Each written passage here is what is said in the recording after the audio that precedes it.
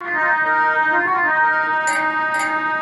आओ बैठो आसन पर, क्या इच्छा नाथ तुम्हारी, और चाहते कुछ में दान करूं, क्या सेवा करूं।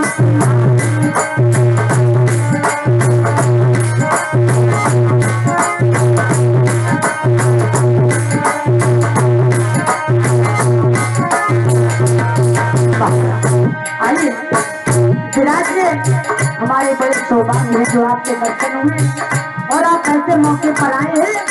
लेकिन और कुछ है महाराज, संत शिरोमणि द्वार द्वार पे कभी किसी के न जाते, संत शिरोमणि द्वार द्वार पे कभी किसी के न जाते, होती है तुम घड़ी संत के दर्द तभी हो पाती।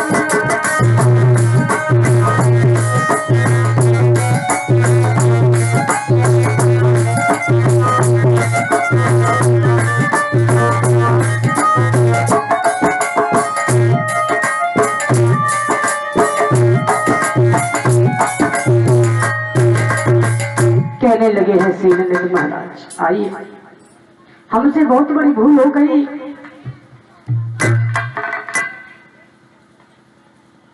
विराजिए, एकदम से ऊंचा सा आसन दिया है नारद के लिए और कहने लगे हैं, भगवान आप बहुत अच्छे समय पर आए हैं, और जब आप आ ही गए हैं तो क्या आप हमारी बेटी की हाथों की रेखा देख करके कुछ बता सकते हो? जवाब दिया, क्यों नहीं।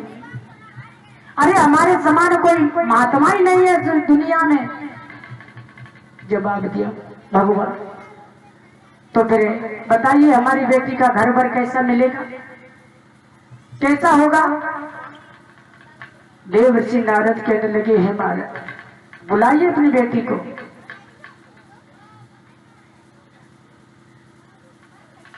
जब कहा है बुलाइए तो आवाज लगाइए।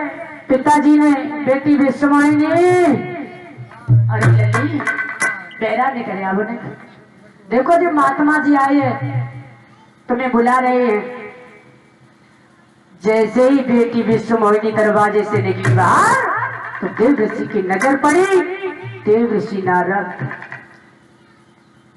टकटकी लगा करके देखने लगे और वो बात तो भूल गए। अभी कुछ देर पहले कह रहे थे कि हमारे समान कोई बाल ब्रह्मचारी नहीं है। और भाई नारद अब ये सोच रहे हैं कि लड़की तो बहुत सुंदर है, इसके हाथों की रेखा देखें। और जब हाथ की रेखा देखी है तो उसकी हस्तरेखा बता रही थी कि जिस किसी के साथ में शादी होगी वो लड़का अमर होगा, अमर। और देवर्षि नारद सोचने लगे इससे बढ़िया मौका अब कुछ नहीं, अब कोई नहीं है। और मैं अब ये सन्यासीपन है ना, अब इसमें नहीं जीना चाहते हैं और मैं अपनी शादी करना चाहती है। अब तो एक अलग दुनिया बसाना चाहती है। हाँ हाँ, नारद ने सोची अपने मन में। भक्तों देखिए मेरे भागवत प्रेमियों, वही नारद थोड़ी देर पहले अभी कह रहे थे कि हमारे समान कोई महात्मा नहीं है, कोई बाल ब्रह्मचारी नहीं है, और वही नारद विश्वमोहिनी कोई रूप को देख करके सोचने लगे इसकी शादी हमारे साथ में हो जाए तो हमारा जीवन ही सुधर जाए।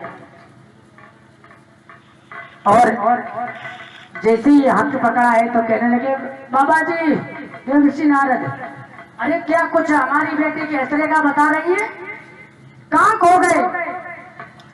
बाबा जी कहने लगे, कहीं नहीं राजन, आपकी बेटी की हस्तरेखा बहुत बढ़िया है और सब कुछ घर भी अच्छा मिलेगा, बर भी अच्छा मिलेगा। और सोची मन में एक बात, अगर इसकी शादी हमारे साथ में हो जाए तो भगवान हमारी जिंदगी सफल हो जाए। और देवर्षि नारद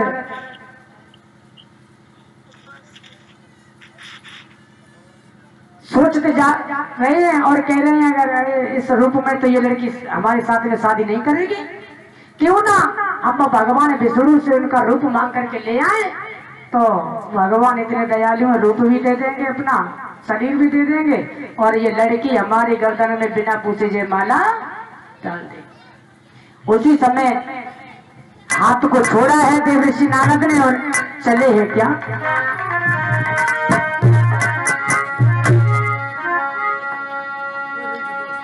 कि छोड़े कर हाथ बेटी का नारद चले, कि छोड़े कर हाथ बेटी का नारद चले, दिल में बातें छुपी छुपी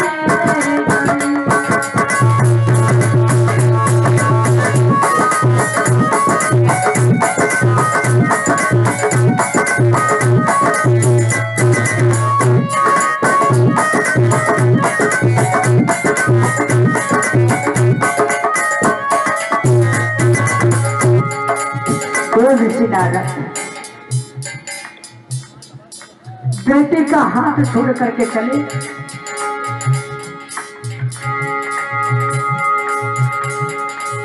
छोड़ कर हाथ बेटी का नारद चले, दिल में बातें छुपी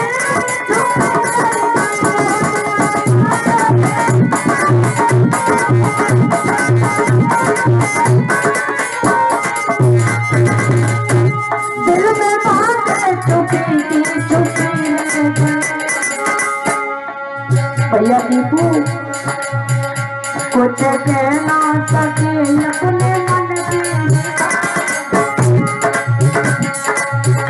कछु कहना सके अपने मन की, दिल पे चलती झुली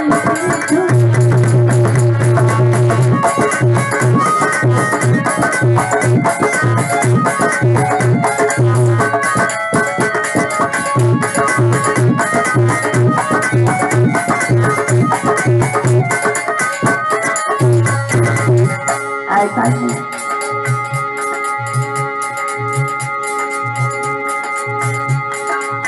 भूल दीना की धन नारायण के पुर, उनके साथ रुके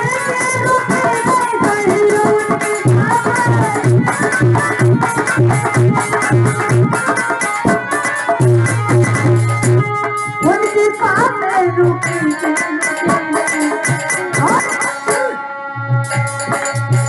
कछु कहना सके अपने मन की, कछु कहना सके अपने मन की देखा, दिल पे चलती छुरी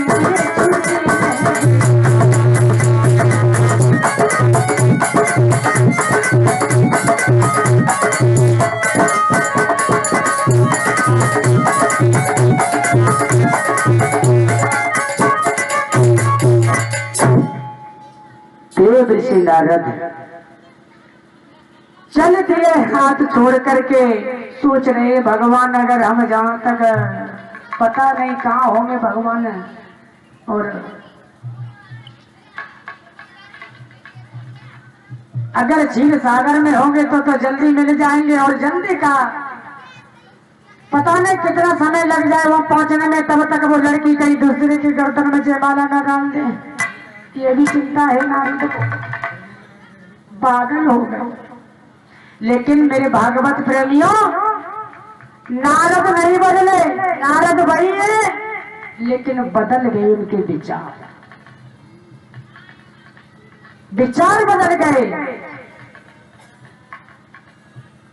कुछ रहना है तो कुछ बदल जाता है, और कुछ बदल जाता है तो कुछ रह जाता है।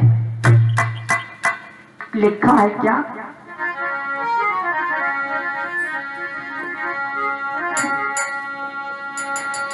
कि धन तो वही देता है,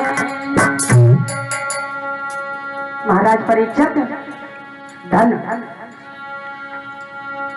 कि धन तो वही देता है, पर पर धंधे बदल जाते हैं।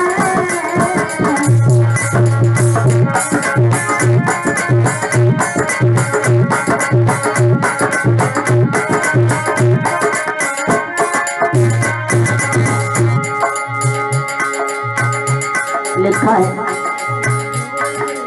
धन तो बड़ी रहता है पर धंधे बदल जाते और मुर्दा वही रहता है, मुर्दा वही रहता है पर धंधे बदल जाते हैं।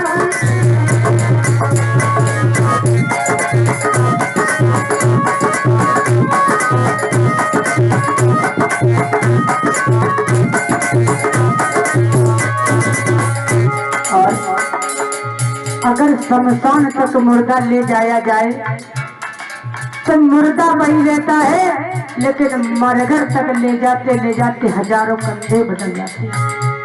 मेरे भागवत प्रेमियों, बड़े समझने की बात है। और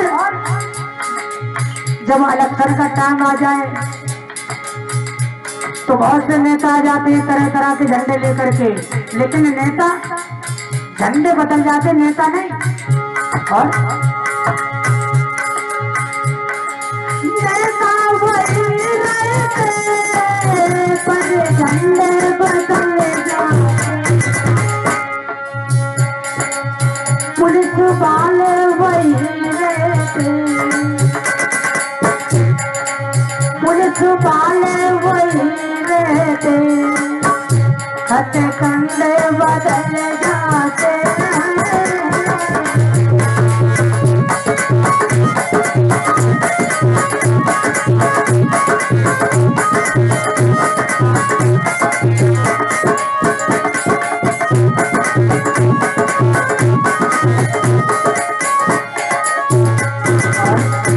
और इंसान नहीं बदलता है, लेकिन उसके विचार बदल जाते हैं। और क्या इंसान वही रहते पर विचार बदल जाते। और